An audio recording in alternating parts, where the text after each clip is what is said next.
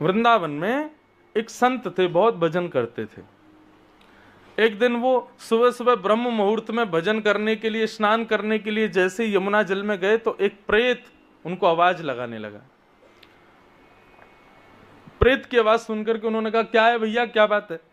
प्रेत ने कहा, महाराज मैं यमुना पल्ली पार गांव से आया हूं। एक बार बाढ़ आई थी बहुत वर्षों पूर्व, तो उस बाढ़ में सोते हुए हमारा पूरा गांव यमुना जी के जल के चपेट में आ गया और हम सब की मृत्यु हो गई थी, हम सब प्रेत बन गए हैं। महात्मा बोले, अच्छा तुम प्रेत हो? बोले, हाँ जी मैं भी प्रेत हूं, मेरा पूरा गांव प्रेत बना हुआ है, सब हम लोग पल्ली पार रहते हैं। आप नित्य यहां यमुना स्नान करने आते हैं, हम सब आपको पल्ली पार से देखते हैं। संत बोले, मुझसे क्या काम है आपको? बोले, काम केवल इतना है कि जब कभी भी आपके प्राण निकले ना।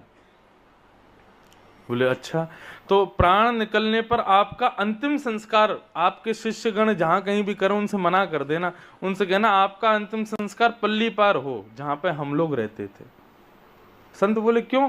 बोले, आपने इतना भजन किया है महाराज, आपने इतनी कथाएं गाई हैं, इतनी कथाएं पढ़ी हैं, इतने वैष्णवों को आपने उद्धार किया है, आप नित्य तिलक लगाते हैं, नित्य यमुना स्नान करते हैं, आपका शरीर इतना पवित्र हो चुका है भजन के प्रताप से कि यदि वो पल्ली पार जाकर के उसका अंतिम संस्कार हुआ तो आपके अंग से निकलने वाले धुएं से, आपके चिता से प्रकट होने वाले तेज से हम सब मुक्त हो जाएंगे। संत ने कहा, वास्तविकता है? बोले, बिल्कुल वास्तविकता है। तो आप केवल अपने शिष्यों से अपनी अंतिम इच्छा इतनी कर दीजिएगा कि आपका अंतिम संस्कार पल्ली पार जाके करें। तो संत ने अपने सब शिष्यों से कहा, भाई देखो बुढ़ापा आ गया है, अब मेरा जीवन कभी भी नष्ट हो सकता है, तो मेरी एक अंतिम इच्छा सुन लो, वो जमुना पल्ली पार जो बंजर जमीन है वहां पर मेरा अंतिम संस्कार करना, इधर मत करना। शिष्यों ने कहा, ठीक है। 10-5 साल बाद जब गुरु जी पधार गए तो शिष्य सब उनको लेकर के गए पल्ली पार और वहीं चिता लगा करके उनका अंतिम संस्कार किया। तो जैसे ही अंतिम संस्कार किया तो महाराज एक चिता यहाँ जल रही है और देखते देखते शिष्यों ने देखा दिव्य दिव्य ज्योतियां प्रकट हो रही हैं, किसी वृक्ष से, किसी पौधे से, किसी जमीन के किसी कोने से, इस प्रकार असंख्य ज्योतियां उस चिता के धुएं के साथ में आकाश मंडल को प्रस्थान कर गए, मतलब सब मुक्त हो गए। शिष्यगण सब वापस आ गए। जो प्रमुख शिष्य था जिसने अपने गुरुदेव को मुखाग्नि दी थी, वो आकर के रात्रि में जैसे ही लेटा तो एक प्रेत उसके पास आया और उस प्रेत ने आकर के कहा कि भगवान मेरे साथ बहुत बुरा हुआ। बोले, क्या हो गया? बोले, आपके गुरुजी का अंतिम संस्कार हुआ था पल्ली पर। बोले, जी। बोले, उसमें मेरा पूरा गांव, पूरा खानदान, पूरा परिवार तो मुक्त हो गया, मैं रह गया। तुम कैसे रह गए? बोले, मैं कहीं घूमने चला गया था। तो बोले, अब क्या करें? बोले, गुरुजी तो चले गए, अब तो कुछ हो नहीं सकता। तो उस प्रेत ने कहा, बोले एक उपाय है। बोले, आपके गुरुजी का भजन इतना था कि भले ही वे चले गए हों, उनकी चिता भी राख बन गई हो, आप जाकर के सादा लकड़ी उनकी राख में लपेट करके, उनकी राख में बोर करके उस सादा लकड़ी को भी यदि मुखाग्नि दोगे, अग्नि जला दोगे, उससे भी मैं मुक्त हो जाऊंगा, लेकिन आप कर दो। तो जली हुई भस्म चिता के ऊपर सादा लकड़ियां रख करके उस पर जैसे ही अग्नि प्रज्वलित की तो वो प्रेत भी मुक्त हो गया वहां से। इसलिए कहते हैं भजन करो, इसलिए कहते हैं तिलक लगाओ, इसलिए कहते हैं पवित्र रहो, इसलिए कहते हैं कंठी माला पहनो, इसलिए कहते हैं हरि स्मरण करो, क्योंकि अकेले तुम्हारा कल्याण नहीं होने वाला है उससे। हमारी मृत्यु की चिता की भस्म भी, हमारी मृत्यु की चिता से उठने वाले धुएं से भी ना जाने कितने प्रेत तो इसी आश में बैठे रहते हैं कि व्यक्ति भजन इतना करे, जब इसके प्राण निकले तो हम भी इसके साथ चले जाएं, इसके भजन के प्रताप से। चलम प्राणम, प्राण चलायमान है, नहीं रुकेंगे। पहली वस्तु जिसको हम अपने से कभी दूर नहीं करना चाहते वो है लक्ष्मी, लेकिन चली जाती है। दूसरी वस्तु जिसको हम अपने से कभी दूर नहीं करना चाहते वो है हमारे प्राण, लेकिन कितना भी बचा लेना, कितना भी च्यवनप्राश खा लो, कितने भी दूध पी लो, कितने भी मोती पिष्टी खा लो, कितने भी पतंजलि की दवाइयां औषधियां दिन रात लेते रहो, मृत्यु तो आएगी। जिस दिन सज धज कर मौत की शहजादी आएगी, न सोना काम आएगा न चांदी आएगी, कुछ भी काम नहीं आएगा उस समय। मृत्यु के समय कुछ काम नहीं आता है। मृत्यु तो मैंने पहले ही कहा अटल सत्य है हमारे जीवन का।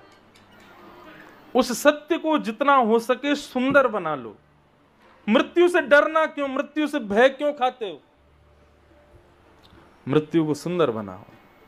पहले ही विचार कर लो, हमें तो ऐसी ऐसी मृत्यु चाहिए। हे नाथ, आप हमारे सन्मुख हो, आप हमारे हम आपके दर्शन करें, तब हमारे प्राण। देखो, हमारा भजन करना और भजन करके मृत्यु को प्राप्त हो जाना भी ना जाने कितने जीवों का कल्याण होता है हमारी मृत्यु से। विश्व का सबसे प्रसिद्ध डांसर माइकल जैक्सन, वो एक ही चीज चाहता था कि उसके प्राण ना निकले, वो कभी बूढ़ा ना हो। संपत्ति की कमी नहीं, पैसे की कमी नहीं, नाम शौहरत की कमी नहीं, फैन फॉलोइंग की कमी नहीं। जिस जमाने में माइकल जैक्सन था उस जमाने में सोशल मीडिया भी नहीं था। उस जमाने में लोग इतने दीवाने थे उसके। क्या नहीं था उसके पास जो मानव को चाहिए? पृथ्वी पर सब कुछ था। काला था तो उसने इतना वो कराया, अपनी प्लास्टिक सर्जरी, गोरा हो गया। लेकिन इतनी संपत्ति होने के बाद भी अपनी मृत्यु को नहीं टाल पाया और असमय में मृत्यु हुई, क्योंकि चाहता था मेरी लंबी आयु हो, मैं अजर अमर हो जाऊं। अच्छा, ये जितने भी कहना नहीं चाहिए, कोई बुरा ना माने, किसी के हृदय को ठेसने में माइकल जैक्सन को राक्षस नहीं बोल रहा हूं, लेकिन हमारे भागवत आदि ग्रंथों में जितने भी राक्षस थे, इन्होंने भी तो यही मांगा था भगवान से कि हम अमर हो जाएं, हम कभी मरे ना। रावण को देख लो, कुंभकर्ण को, ये हिरण्यकश्यप को देख लो, कंस को देख लो, सबने क्या मांगा? तप किया और तप के बदले क्या मांगा? कि हम अमर हो जाएं। राक्षसत्व का गुण होता है ना मरने की इच्छा रखना। और वहीं आप स्वामी विवेकानंद को देखो, अपनी अल्पायु में प्राण त्याग दिए। और तो छोड़िए, आदि गुरु शंकराचार्य बहुत कम आयु में अपने प्राणों को त्याग दिया। और जिस आयु में बच्चे ऐशो आराम करते हैं, थोड़े भोग विलासों में लगे रहते हैं, उस आयु में तो शंकराचार्य जी पूरे विश्व को धर्म सनातन क्या है बता करके चले गए। तो ये देखा गया कि धर्मावली व्यक्ति, भजनानंदी व्यक्ति और सृष्टि को अपनी एक नई दिशा देने वाला व्यक्ति ज्यादा जीने की इच्छा नहीं रखता। लेकिन भोगी, पामर, विलासी व्यक्ति, उसकी इच्छा क्या रहती है? मेरी आयु बहुत हो, लंबी हो, मैं बहुत जीऊं। पर भगवत भजन करने वाले व्यक्तियों की इच्छा नहीं होती। तो बस ये चाहते हैं अल्पायु हो, लेकिन उस अल्पायु में भी ठाकुर जी का दर्शन हो जाए, ठाकुर जी का अनुभव हो जाए, हमसे कोई पाप ना हो, हमसे कोई दूषित कृत्य ना हो, ऐसी भावना रखते हैं।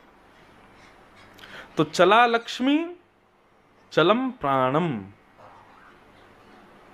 और तीसरी चीज जिसको हम कभी अपने से दूर नहीं करना चाहते, चलम जीवत यौवनम, युवावस्था। युवावस्था ये भी हम कभी नहीं चाहते कि हमसे दूर हो। क्यों? क्योंकि युवावस्था में सब कुछ बड़ा बढ़िया होता है। कुछ भी खाओ कोई टेंशन नहीं, कुछ भी पहनो कोई टेंशन नहीं, कुछ भी करो कोई टेंशन नहीं, कैसे भी रहो कोई टेंशन नहीं। सब चाहते हैं कि हम सदा युवा बने रहें, लेकिन नहीं हो पाता। दुनिया भर की क्रीम लगा लेंगे, दुनिया भर के ना जाने क्या क्या चीजें मुंह पे लगाते रहेंगे। माताएं तो लगाती हैं, चलो श्रृंगार है, भाई लोग भी लगाने लग गए हैं आजकल। पता ही नहीं चलती है कि स्त्री है कि पुरुष है, अंतर ही नहीं समझ में आता है। ऐसे विचित्र वेशभूषा बना करके रहते हैं आजकल के युवा भाई लोग भी, बस पूछो मत। और क्या चाहते हैं? हम सदा युवा बने रहें। कई बार तो ऐसा होता है कि इतनी युवावस्था चढ़ जाती है बेचारों को, हो गए 70 साल के, लेकिन अब भी युवा ही बने डोल रहे हैं। अब भी यही चाहते हैं कि हम युवा हैं, हम तो वैसा ही भाव है हमारा। अमेरिका में एक बार मैं था तो 60 साल की एक माताजी थी, उनको मैंने आंटी बोल दिया, वो 3 दिन तक मेरे से बात नहीं करी उन्होंने। तुमने मुझे आंटी कैसे बोला? क्यों? अरे भले चेहरे से लग रही हूं मैं, लेकिन मुझे ऐसा प्रिटेंड मत कराओ कि मैं वृद्ध हूं। मैं अभी भी युवा हूं, मैं ऐसी हूं। वह क्यों चाहते हैं हम लोग? चलम जीवत यौवनम, युवावस्था चाहने से भी नहीं रुकेगी, एक दिन चली जाएगी। मुंबई दिल्ली में तो आज भी आजकल नए बालक फिर भी बड़े संभल के रहते हैं। बड़े बूढ़ों को देखो तो महाराज, उनको देख के लगता है राम राम, ये क्या कर रहे हैं, किस स्थिति में रह रहे हैं। 70 साल के हो गए, 80 साल, अब भी फटी जींस पहन के घूम रहे हैं। ऐसा दिखाते हैं हम युवा हैं, हम अभी जवान हैं। चलम जीवत यौवन, नहीं रुक पाएगी वो युवावस्था, चली जाएगी। जितना आप अपने चेहरे को, आंखों को, नाक को, मुख को जितना आप स्वस्थ देखते हो, एक दिन आएगा कि वो सब चला जाएगा। चलम जीवत यौवनम, तो लक्ष्मी चलायमान, प्राण चलायमान, युवावस्था चलायमान, और चला चलेति संसारे, संसार में अपने अपने कहने वाले, ये मेरा ये मेरा ये मेरा कहने वाली जितनी भी वस्तुएं हैं, चाहे वो घर हो, गाड़ी हो, पत्नी हो, बच्चे हो, पिता हो, माँ हो, कुछ भी क्यों ना हो, एक दिन सब चला जाएगा। और जाएगा नहीं तो केवल एक वस्तु जिसको तुमने कभी अपना माना ही नहीं, धर्म एको ही निश्चला। वो धर्म कभी तुम्हें छोड़ के नहीं जाएगा। चाहे तुम वृद्ध हो जाना, चाहे तुम निर्धन हो जाना, चाहे तुम अलक्ष्मी हो जाना, चाहे तुम्हारे माता पिता, तुम्हारी पत्नी, बच्चे कुछ भी छोड़ दें, तुम्हारी युवावस्था छोड़ के चली जाए, लेकिन वो धर्म जो तुम्हारा है वो तुमको कभी नहीं छोड़ेगा। और निर्धन रहोगे तब भी वैसा ही रहेगा, धनवान हो जाओगे तब भी वैसा ही रहेगा। धर्म एको ही निश्चल। और धर्म क्या है? रामो विग्रहवान धर्म। श्री राम ही धर्म है, श्री कृष्ण ही धर्म है।